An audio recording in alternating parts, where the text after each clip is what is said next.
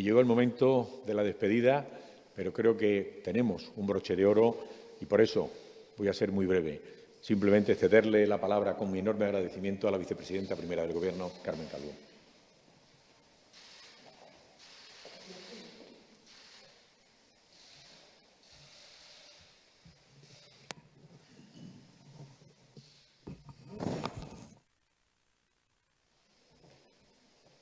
Buenas tardes, estimado ministro, querido Juan Carlos, y buenas tardes a todos, a todas los que están conectados a esta clausura. Empezaré agradeciendo, que siempre está bien cuando además es de verdad, que sean las terceras jornadas que se plantea el Ministerio de Justicia para seguir haciendo el trasvase correspondiente a una democracia avanzada, madura, estable como la nuestra, entre la idea de la justicia y de la igualdad. Pensando qué pudiera yo decir, querido ministro, en esta clausura y mirando los núcleos de reflexión, de trabajo, de quienes a modo de ponencias y de mesas ya han trabajado, con mucho acierto, porque creo que se ha trazado un mapa importante de lo mucho y bueno que hemos hecho en nuestro país en las últimas décadas para implicar nada más y nada menos que a uno de los tres poderes políticos del Estado, al Poder Judicial y a la Administración de Justicia como tal, en la gran tarea que tienen todas las democracias para verdaderamente poder decir que lo son, y es la igualdad entre hombres y mujeres. Nada más y nada menos que seguir construyendo las verdaderas diferencias con las que una sociedad se la juega, que es aquella con las que nos recibe la vida cuando nacemos hombres o mujeres. Sobre ellas se construyen todas las demás desigualdades y sobre ellas tiene que trabajar radicalmente y en serio toda la política de una democracia, de un Estado de Derecho, para construir las igualdades que de inicio no existen. Por eso, tal vez, mi modesto papel en esta clausura no sea abundar en los datos que tenemos, que nos dan de alguna manera el registro de la realidad, de lo que nos queda por hacer, pero también los datos alentadores que nos ponen en la pista de lo mucho y bien que ya hemos hecho. Es verdad que el Poder Judicial, la justicia como tal, la Administración de Justicia, es un poder ancestral de las sociedades. Digamos que el Poder Legislativo, hasta cierto punto, es una novedad, que ya tiene siglos, pero una novedad de la historia, la capacidad del autogobierno, de a cada persona un voto, aquella revolución de Sieyès en la propia Revolución Francesa, a cada hombre un voto, a lo que añadimos las mujeres, a cada mujer un voto, y no deja de ser una novedad que rompe la idea del poder absoluto mantenido con diferentes formas a lo largo de la historia de la humanidad. Y, naturalmente, el poder ejecutivo, un ejecutivo separado de la potestad legisladora que irrumpe también de manera relativamente moderna en la historia de la humanidad con el control del legislativo y, naturalmente, saliendo de la libre decisión, de la libertad política, de la pluralidad ideológica, de las urnas y, por tanto, del autogobierno de lo que decidimos con nuestros votos los hombres y las mujeres de las sociedades libres y democráticas. Pero el Poder Judicial hunde sus raíces en otras categorías éticas, en otro recorrido histórico distinto, y por eso es absolutamente imprescindible y bienvenido toda la transformación que este poder ancestral va recorriendo a lo largo del siglo XX y de manera muy acelerada en este siglo XXI. Se trata de entender exactamente cuál puede ser en una sociedad moderna el mejor concepto de la justicia, de lo justo. No puede ya estar ni un solo milímetro alejado de la radical idea de la igualdad entre hombres y mujeres. Ni un solo milímetro por cuanto todas las decisiones de una democracia, en términos formales y en términos materiales, abrochada a la igualdad de sexo, tiene que acabar dictando su última palabra en cada uno de los pronunciamientos en los que vive la Administración de Justicia, haciendo justicia y haciendo equidad a esa igualdad. Desde el punto de vista de los otros dos poderes, el feminismo político, que es un heredero también de la Ilustración, un heredero de todas las ideas de la racionalidad de la etapa moderna de nuestras vidas, algo más de 200 años, el feminismo político evoluciona desde las posiciones puramente formales. Las mujeres queremos votar, las mujeres queremos los mismos derechos formalmente que los hombres, hacia las posiciones donde la consecución estrictamente formal de los derechos no nos garantiza la igualdad real de las oportunidades del desarrollo libre del proyecto vital de las mujeres como ciudadanas del mundo. Digamos que para el feminismo político, y aunque pudiera parecer lo contrario, la idea principal es la libertad de las mujeres. La igualdad es el método por el que queremos alcanzar las libertades, la consideración plena y profunda de que somos ciudadanas de cualquier sociedad del mundo.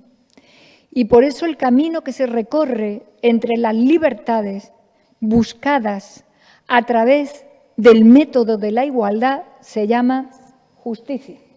Esa es la profunda idea de lo justo, que tiene que estar atravesada definitivamente por un concepto incluso más refinado, que es el de la equidad. Esa es la revolución con la que ha tenido que venir trabajando el Poder Judicial. Acostumbrado y alejado ya de estar impregnado de categorías propias de un patriarcado que nunca pensó que las mujeres pudieran ser también ciudadanas, impregnado de valores que bajo la apariencia de la neutralidad o de la abstracción no aterrizaban sobre la realidad que nos la ofrece la propia vida y que nos trae al mundo como hombres y mujeres, en el paraguas de un sexo y en el camino de evolución del propio derecho que ampara también, como es debido, las libertades sexuales y las identidades. En ese camino el Poder Judicial ha tenido que hacer muchos esfuerzos. Los ha hecho de la mano de un legislador que siempre ha sabido que la democracia se la jugaba con la prueba infinita del artículo 14, pero también del artículo 10, donde claramente se le insta al Estado que intervenga en un mercado de desigualdades. Las mujeres hemos vivido nuestra vida en un mercado injusto, donde hemos sido desiguales, donde hemos sido tratadas, y en algunos términos ya muy lejanos en la historia, incluso como seres inferiores, como una categoría en tránsito, como decía Santo Tomás y Aristóteles, entre la esclavitud y lo humano había un paraguas intermedio que nos abarcaba a nosotras, a todas nosotras. Nunca me resisto a reconocer, por obligación y por gratitud y por admiración, al reguero individual de mujeres que a lo largo de toda la historia han dejado patente, absolutamente de manera manifiesta, que no estábamos desprovistas de ni una sola cualidad o capacidad que tuvieran los varones para ser reconocidas en nuestra perfección vital. Ese reguero está lleno de mujeres que daban en solitario un paso al frente en todos los espacios de la vida y particularmente en los poderes públicos, en el poder político. Algunas de las grandes estadistas de Europa han sido mujeres. Baste nombrar a la propia reina Isabel I de Inglaterra, que sienta todas las bases de la revolución industrial y de la gran potencia que acabó siendo el Reino Unido, de Catalina la Grande en Rusia, que abre la gran incógnita que era Rusia al resto de Europa, o la propia Isabel la Católica en nuestro país, una mujer con ideas absolutamente claras de su propia ambición de poder, de los méritos que la acompañaban para tenerlo y que sienta también una base innegable del futuro de España como un Estado. Decía que la historia está llena de mujeres que demostraban de manera palmaria que el patriarcado no se fundamentaba absolutamente en nada sostenible, simplemente en la tentación por inercia del poder de la mitad de la población contra la otra mitad. Por esta razón, cuando alumbramos el Estado moderno, cuando alumbramos la división de poderes, el reconocimiento de los derechos y de las libertades como fundamento único de todo el poder legítimo de los sistemas democráticos, tanto en su fase liberal como en esta, cuando todo eso ocurre, la pregunta es, ¿qué clase de lógica absolutamente atrabiliaria acompañaba a quienes intentaron en las primeras constituciones dejarnos fuera a las mujeres? No solamente del sufragio, sino del reconocimiento de nuestros derechos. Qué poca racionalidad había en semejantes planteamientos en todo el siglo XIX. Fuimos víctimas y parte. Fuimos las mujeres las que decidimos, a partir de la Constitución jacobina de 1796 en Francia, que seríamos ciudadanas y que habíamos participado de una revolución, que habíamos estado en los frentes de batalla, en el poder político, arrostrando todas y cada una de las vivencias de la vida con todas sus consecuencias, y que la primera vez que la modernidad en el poder,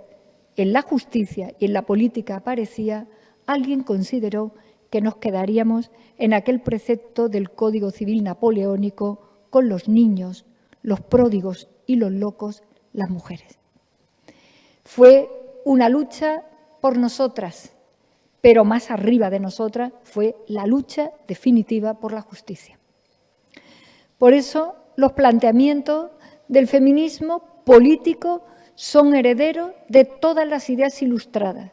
de todo el proyecto de la sociedad moderna y del Estado moderno. Por eso nosotras proponíamos que a través del derecho a la educación y al sufragio, que son los dos elementos donde se han ido constituyendo los movimientos feministas y los movimientos de mujeres en el mundo, teníamos que aparecer con el reconocimiento pleno de nuestra ciudadanía. Pero el feminismo político no se quedó nunca ahí. Transitó caminos difíciles que todavía hoy están sin completar en muchas sociedades del mundo. Volvimos a entrar en el ámbito dogmático de los conceptos acuñados en el mundo jurídico para decir que había que remover obstáculos, como dice nuestra Constitución, en ese mercado injusto y desigual contra nosotras.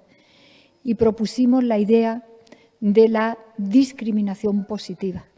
de todas las leyes que, rompiendo los viejos esquemas de supuesta neutralidad, tenían que entrar a legislar y a aplicarse a través de nuestros tribunales para ejercer verdadera justicia sobre los derechos y las expectativas de las mujeres.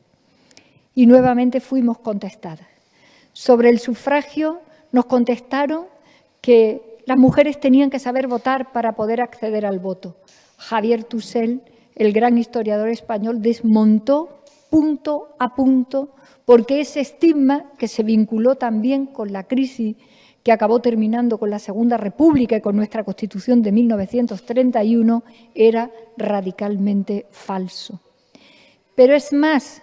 cuando propusimos que formaba parte de la evolución del derecho y de la aplicación que los tribunales tenían que hacer del mismo en términos de equidad,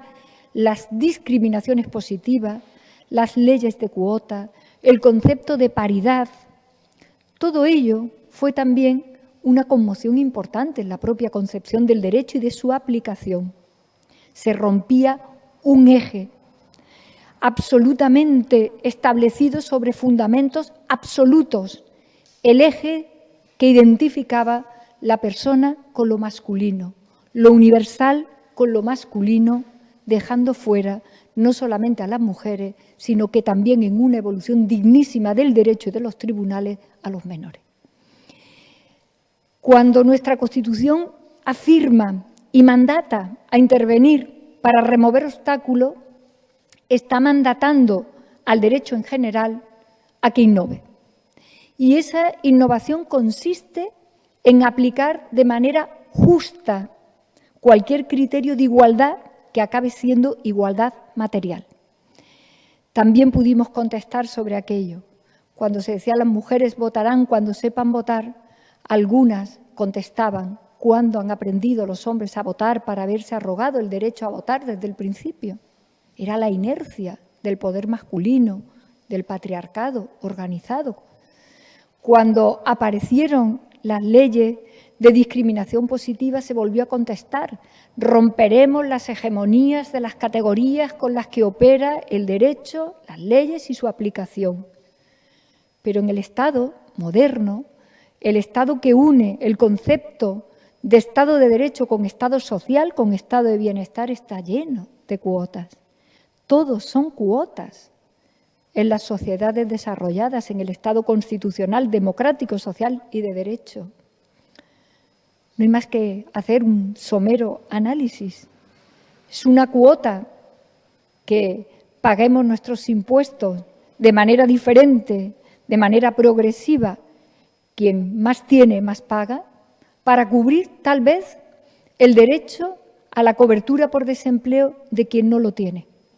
frente a quien nunca lo va a dejar de tener y siempre pagará los impuestos que se deriven a esa cobertura. Es una cuota. Es una cuota pagar todos los impuestos, incluso cuando sin tener hijos nunca, jamás utilice todo lo que representa para el gasto público, nada más y nada menos que la educación pública, obligatoria y gratuita. Es una cuota, pero las únicas cuotas que se han contestado en términos teóricos en el derecho han sido las cuotas que hacían avanzar la igualdad real de las mujeres, las cuotas a las que estaba obligada la propia democracia, la legislación y los tribunales para desmenuzar y matizar, y en el caso de la Administración de Justicia, caso a caso y pronunciamiento a pronunciamiento, cuáles son las circunstancias de alguien que no es una persona en abstracto, que es un hombre o una mujer. Como ven, me dirijo a mis últimas palabras para reivindicar algo que considero de justicia también. Los postulados del feminismo, políticos y jurídicos, han ayudado extraordinariamente a la democracia, han ayudado extraordinariamente al desarrollo correcto de lo que llamamos modelo constitucional, han ayudado extraordinariamente a la Administración de Justicia, a nuestros tribunales, a los órganos de gobierno, cuando las mujeres hemos podido participar y poder aplicar la ley con estos criterios de igualdad entre hombres y mujeres. Se trata de la justicia mucho más incluso que de la igualdad. Y la situación final a la que tenemos que ir abocándonos todos no son solamente al cumplimiento de esta ratio donde hay cada vez más mujeres en las jerarquías de nuestros tribunales, en los órganos de gobierno del Poder Judicial, en todos y en cada uno de los elementos que forman los circuitos de la conformación, de la producción de las normas, de los poderes ejecutivos, sino también definitivamente en la aplicación de las mismas a través de la potestad jurisdiccional, sino que finalmente quienes nos reivindicamos políticamente bajo la idea del feminismo en la democracia, queremos además que sean mujeres y hombres también con esta perspectiva. Sin esta perspectiva no podemos seguir desarrollando los valores superiores de nuestra Constitución. No podemos seguir desarrollando en términos de equidad lo que es justo. Gracias.